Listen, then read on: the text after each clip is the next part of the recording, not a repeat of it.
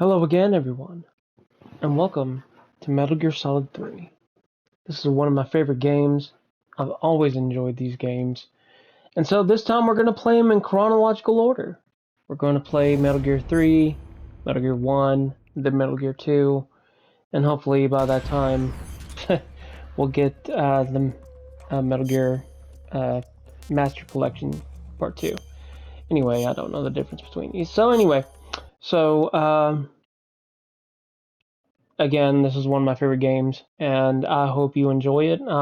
These have long cutscenes, long radio talks, and I'll try to talk as less as possible. So I hope you enjoy this. So let's get started. One thing I am going to try to do is try to do this without getting caught, being spotted, getting an alert phase, or killing anyone, because you get special items for that. After the end of World War II, the world was split into two, East and West. This marked the beginning of the era called the Cold War.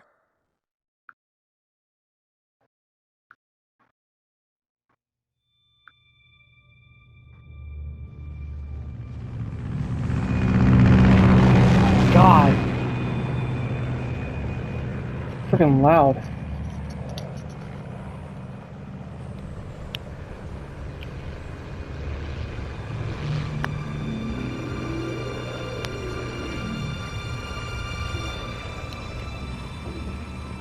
There we go.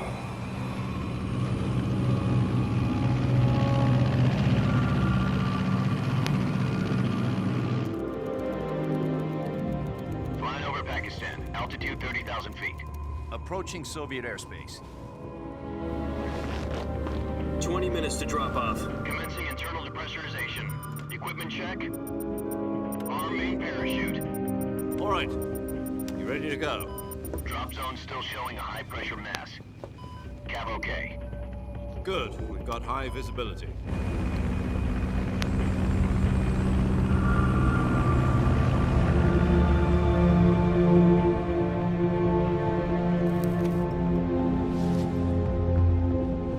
Put out that cigar.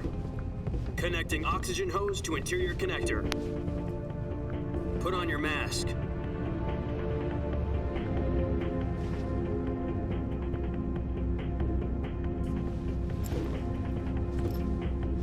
Does this panty waste know what he's doing? Approaching release point. 10 minutes to drop off. Hey, are you deaf? He said put out the cigar and put on your mask.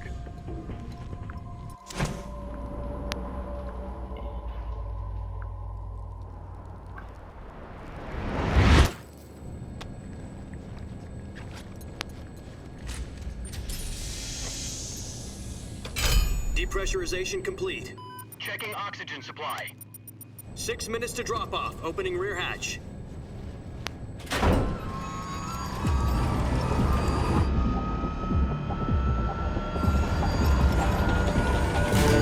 Sunrise.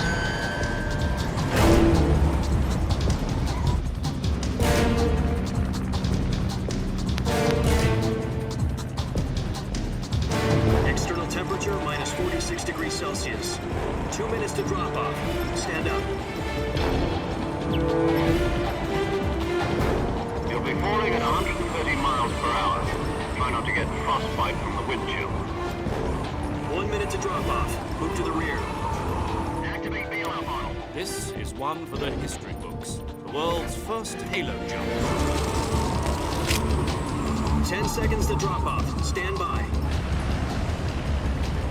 Status okay. All green. Prepare for drop-off. Countdown.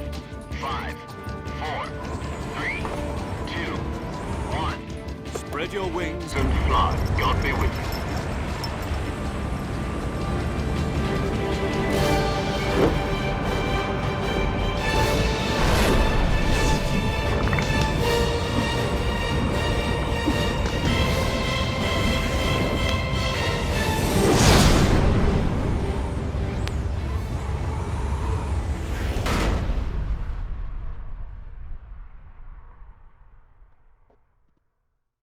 Jack, I've got some important news.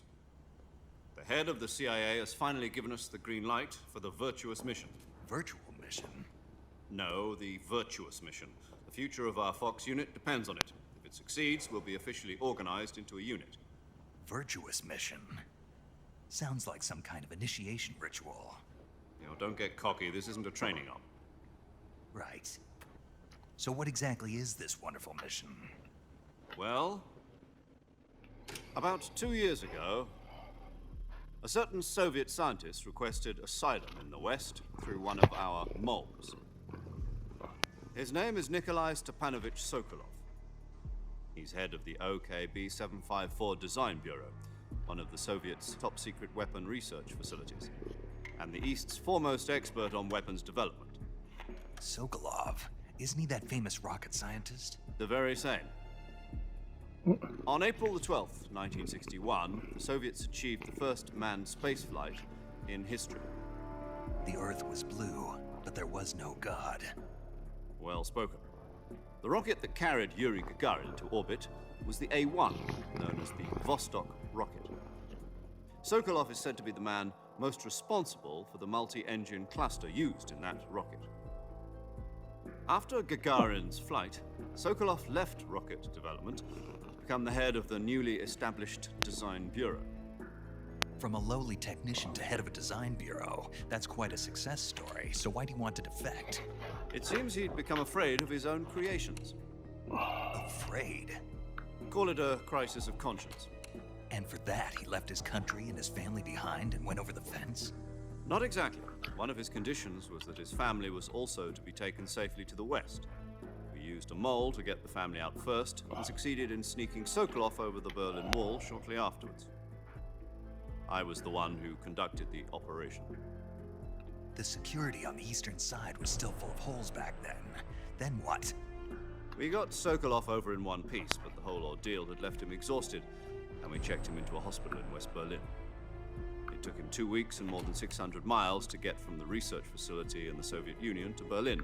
He was in no condition to say anything coherent.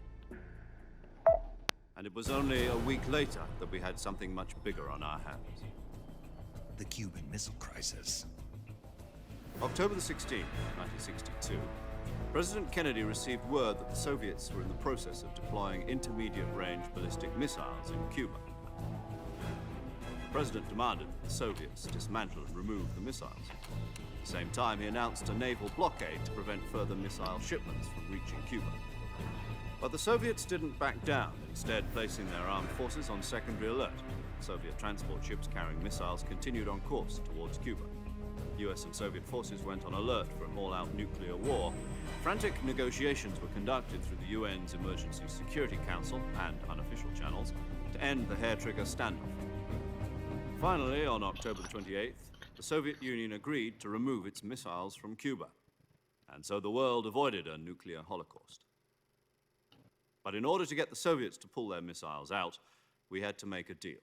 You mean the one where the US agreed to remove its IRBMs from Turkey? No. The Jupiter IRBMs deployed in Turkey were obsolete, and we were going to get rid of them anyway.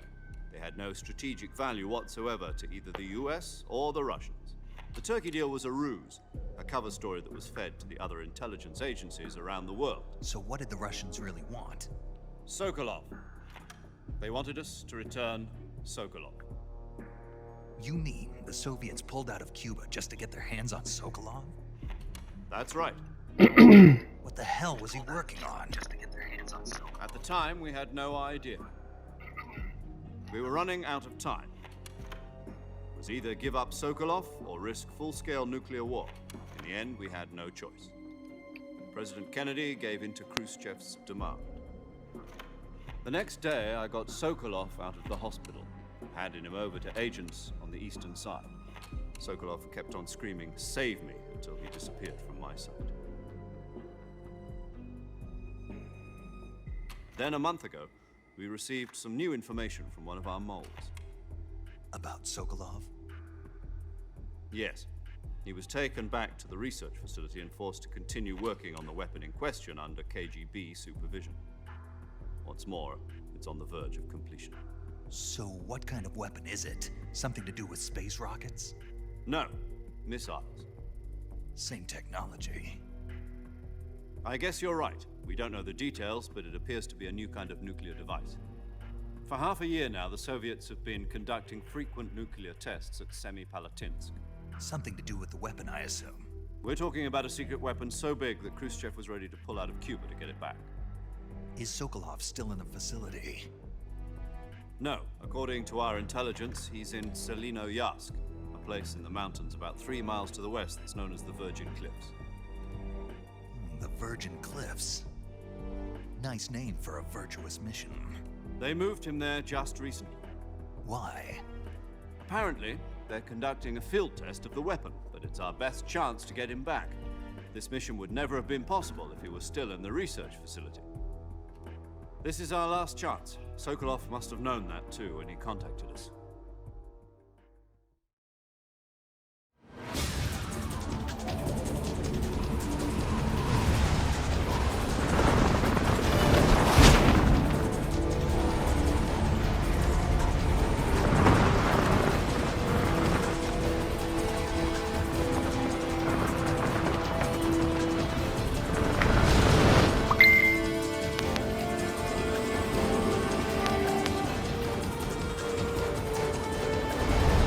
Listen up, Jack.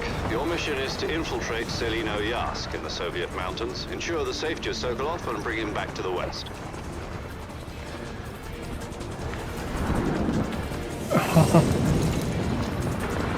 If we don't get Sokolov back before that weapon is complete, we'll be facing a major crisis. The clock is ticking.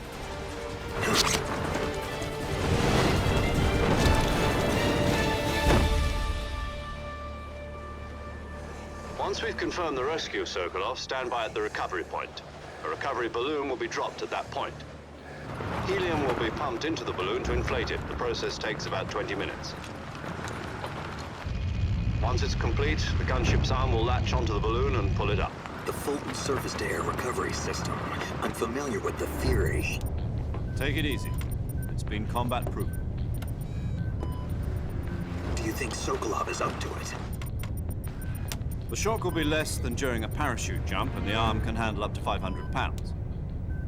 So you're planning on going over the border in a single combat talent? She's equipped with 2 6-barrel 20mm Vulcan cannons, as well as 2 40mm machine guns. Sounds like she could hold her own against a battalion of tanks. Even with the fuel in the reserve tank, we're facing a 4-hour time limit. If all goes well, it shouldn't take more than a few hours. Home in time for dinner. But if anything goes wrong, You'll be eating dinner, breakfast, and all the rest of your meals in the jungle.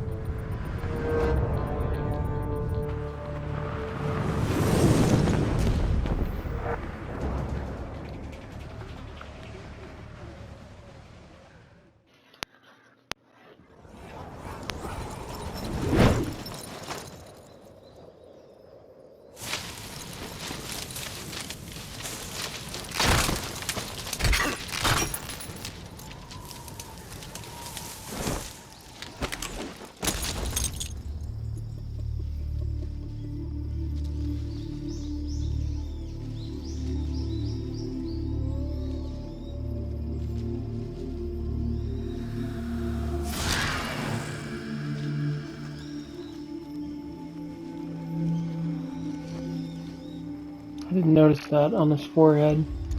Metal Gear Solid Snake Eater.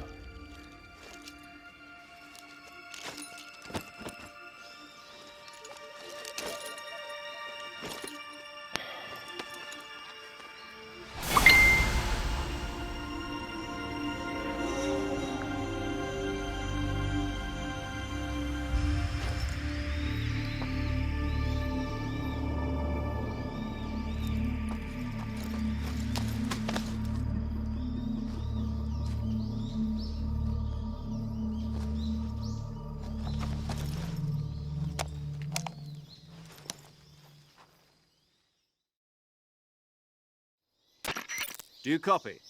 You're already in enemy territory, and somebody might be listening in. From here on out, we'll be using code names to refer to each other. Your code name for this mission will be Naked Snake. I'll be referring to you as Snake from now on. You're not to mention your real name. Snake? What, you don't like snakes? What do you mean? You've eaten one before, haven't you? In survival training? I'm glad to hear that. I don't know if I'd ever order one in a restaurant, but... Be careful, you might not have a choice. What about you, Major? What should I call you?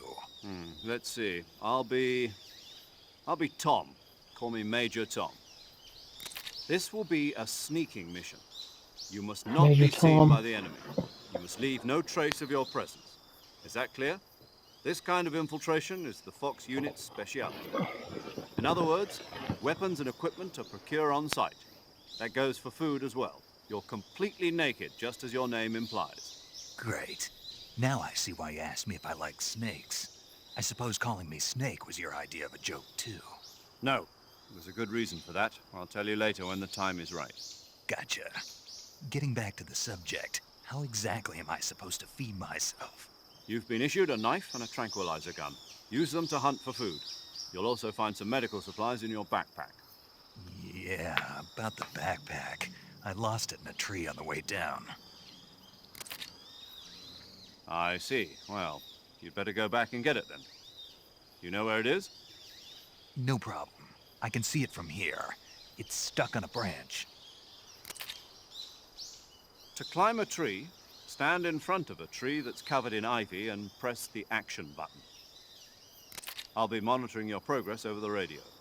We can't risk violating Soviet airspace, but I'll be in the gunship. My frequency is 140.85. I'll give you a call if I need to talk to you. If you need to talk to me, use the send function. Okay, Snake, go get your backpack.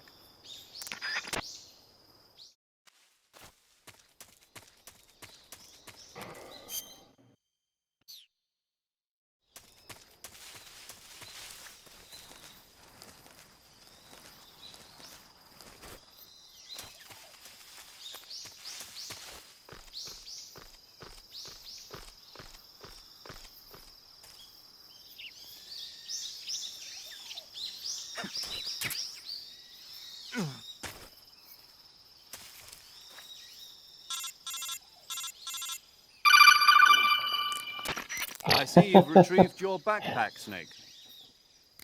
Got a text To as equip a soon as I weapon, got it's necessary to take it out of called your on the backpack. codec. That's funny. In the survival viewer, choose Weapon from the backpack. Your available weapons will be displayed in a window in the upper left. From that list, choose the weapon you want to equip and press the Enter button. For other equipped items, just do the same thing from Item. Got it. Use the survival viewer backpack. Yep, that's right. Survival is fundamental to this mission. After you've been out in the field for a while, your stamina will start to drop. If your stamina gets too low, it'll affect your performance. You won't be able to shoot accurately, for example, and your wounds won't heal as smoothly. Keep an eye on your stamina so you don't run out.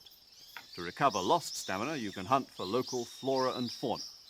You can use either your tranquilizer gun or your knife to hunt. My only weapon is a Mark 22 Hush Puppy tranquilizer gun? That's right. It's been fitted with its own suppressor. However, the suppressor will deteriorate every time you fire. Once its durability reaches 0, the noise suppression effect will be gone.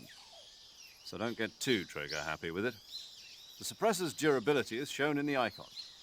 Any weapons and equipment beyond what you're carrying now, you'll have to find as you go. I have to find my own weapons and equipment? Whose crazy idea was this anyway? Solo covert actions are standard Fox operating procedure.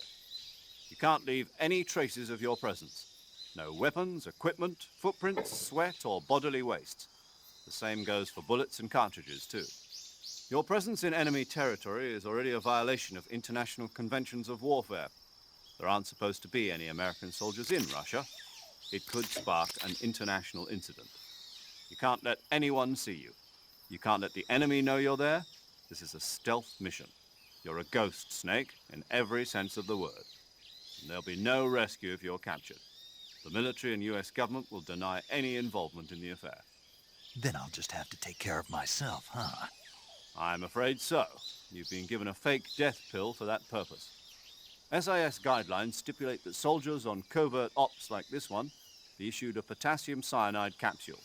Tape it to your body so you can take it when you need to. How generous of you. Use it if you're taken prisoner by the enemy.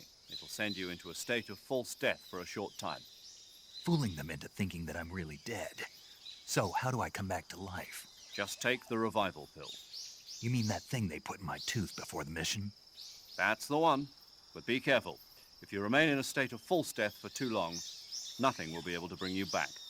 Remember that. I'll keep it in mind. You said this was a solo mission, right?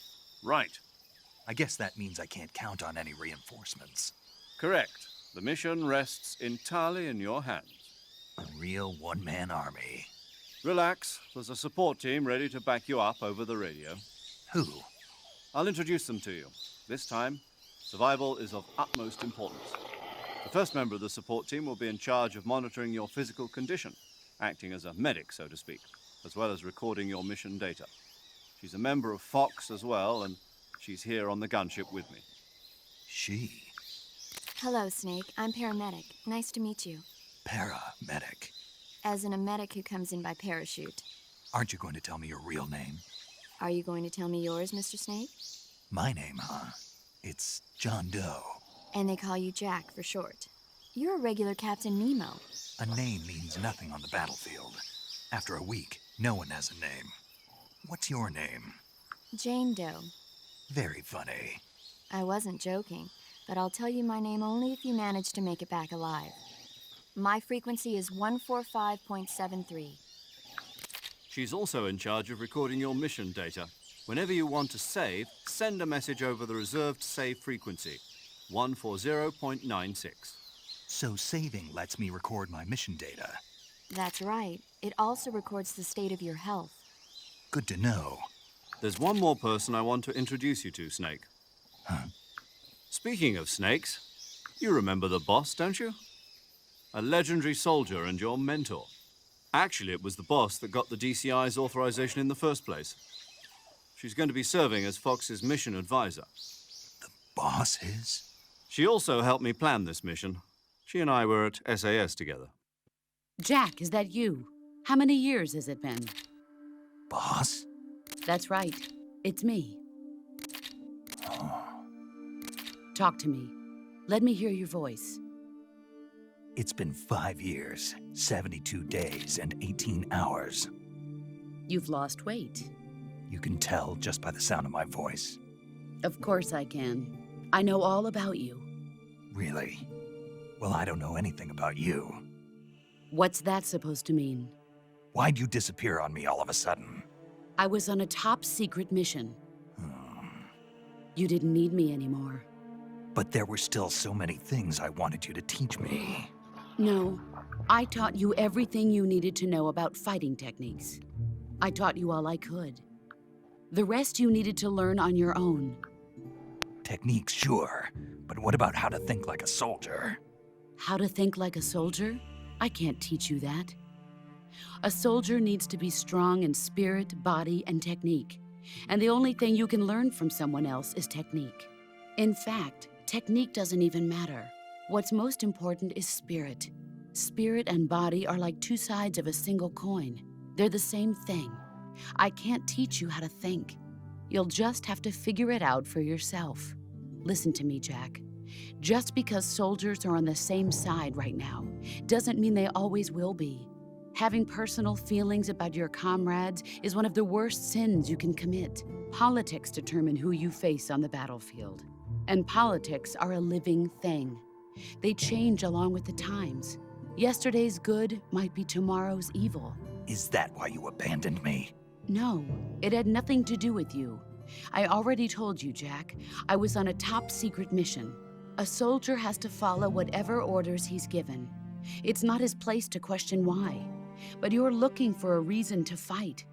You're a natural-born fighter, but you're not quite a soldier. A soldier is a political tool, nothing more. That's doubly true if he's a career soldier. Right and wrong have no place in his mission. He has no enemies and no friends. Only the mission. You follow the orders you're given. That's what being a soldier is. I do whatever I have to get the job done. I don't think about politics. That's not the same thing. Sooner or later, your conscience is going to bother you. In the end, you have to choose whether you're going to live as a soldier or just another man with a gun. There's a saying in the Orient, loyalty to the end. Do you know what it means? Being patriotic. It means devoting yourself to your country. I follow the president and the top brass. I'm ready to die for them if necessary. The president and the top brass won't be there forever. Once their terms are up, others will take their place. I follow the will of the leader, no matter who's in charge. People aren't the ones who dictate the missions. Then who does? The times. People's values change over time, and so do the leaders of a country. So there's no such thing as an enemy in absolute terms. The enemies we fight are only enemies in relative terms, constantly changing with the times. As long as we have loyalty to the end, there's no point in believing in anything, even in those we love. And that's the way a soldier's supposed to think? The only thing we can believe in with absolute certainty is the mission, Jack. All right, but do me a favor. What is it? Call me Snake. Snake. Oh, right. Your code name is Snake. It suits you well. That's right. The legendary unit that the boss put together during World War II was a snake. The Cobra unit, a group of heroes that brought the war to an end and saved the world. As long as you've got a legendary hero backing you up, you'll be fine. Isn't that right, Snake? Yeah, I can't think of anyone else I'd rather have with me. Oh, and one more thing, boss. Yes? It's good to hear your voice again. Same here. After all, who knows if either of us will make it out alive? Snake, you are always best at urban warfare and infiltrating buildings. But this is the jungle. Survival is going to be key. Those CQC techniques I taught you are sure to come in handy. CQC? Close quarters combat, huh? I've been in the Green Berets for the past few years. I'm probably pretty rusty. Not to worry. I'll be here to help you remember. After all, this is your first actual survival mission. I'll be supporting you over the radio. Where are you, boss? Next to the Major? The boss is communicating with us by radio from aboard a Permit-class submarine in the Arctic Ocean. My frequency is 141.80. Call me if you need my advice on battle techniques. Gotcha. Your mission is to retrieve Dr. Sokolov. Dr. Sokolov is being held in an abandoned factory located to the north of your current position. Avoid heavy combat and don't let anyone see you. Don't forget that this is a stealth mission. Snake, try to remember some of the basics of CQC.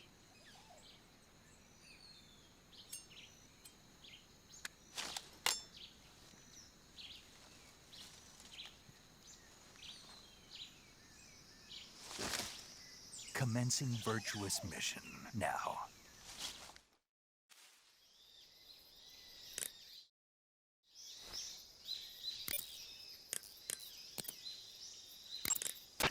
Sokolov should be...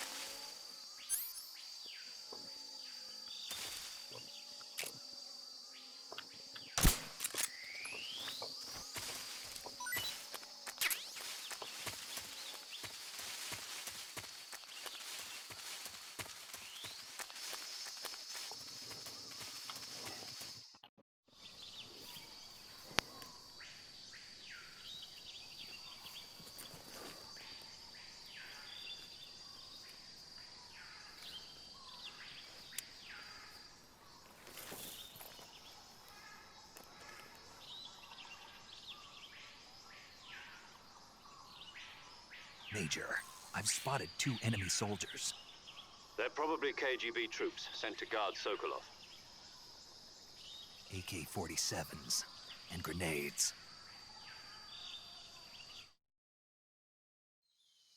Snake, your presence in Soviet territory is already a violation of international law.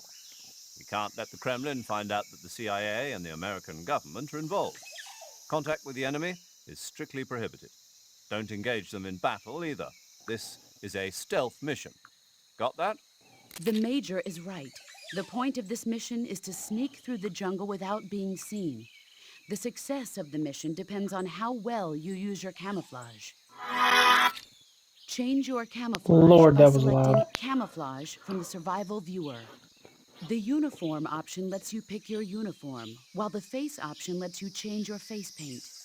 Choosing camouflage that blends in with your surroundings will help you conceal yourself more effectively. Also, don't forget that anything that moves will stand out in the jungle.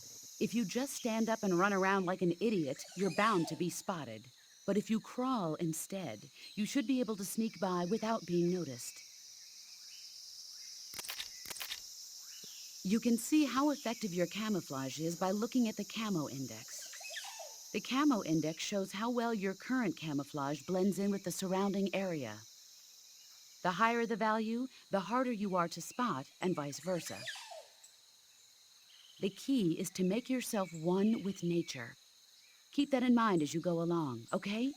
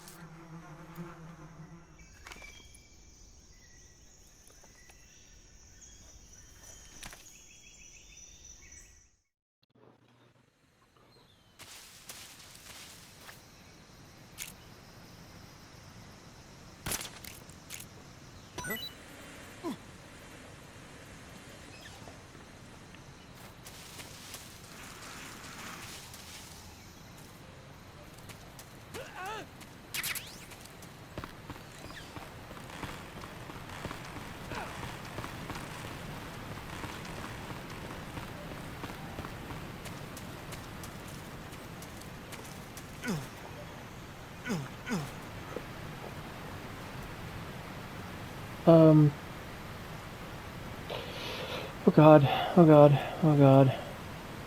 Ah, I hit the wrong button. I meant to climb it. Meant to climb it.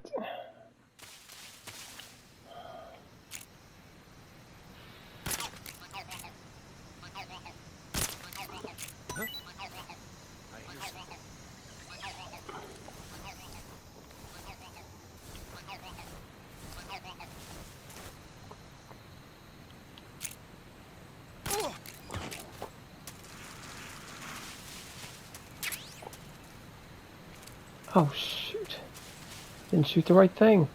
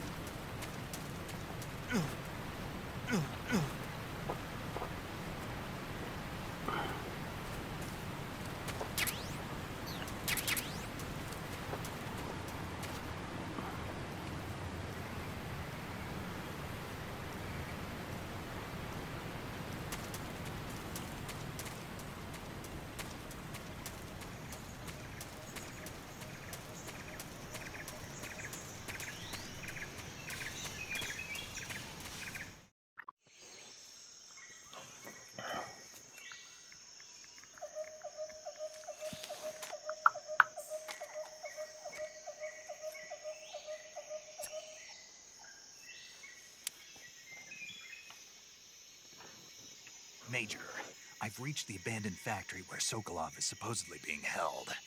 This place is a dump.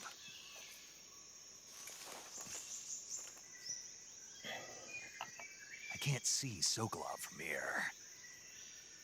The security is pretty tight.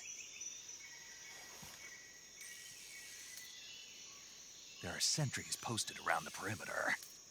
I wonder how many are inside.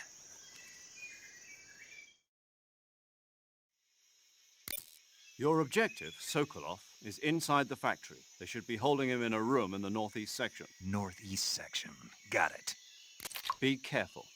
Your mission is to bring Sokolov back alive. He must not be exposed to any kind of danger.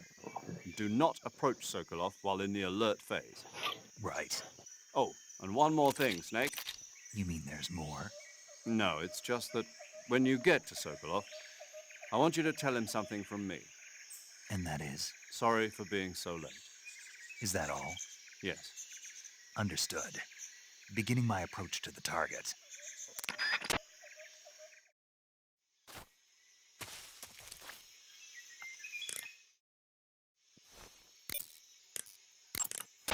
Saving the game, Snake?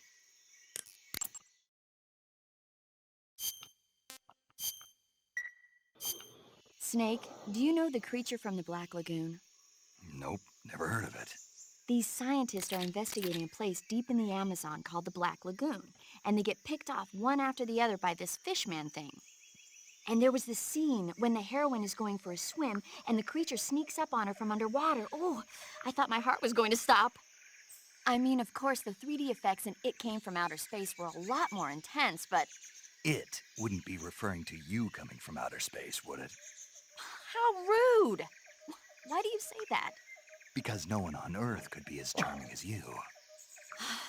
Fine. I'll just get to the point, Snake. Be careful of what's around you when you're in the water. Just imagining you swimming in those jungle rivers makes me think of you being attacked by a fishman. I appreciate the concern. Fishmen aren't the only things that'll attack you in the water. Really be careful out there. Okay. And don't be attacking any pretty girls going for a swim, either. Are you calling me a fishman? You started it.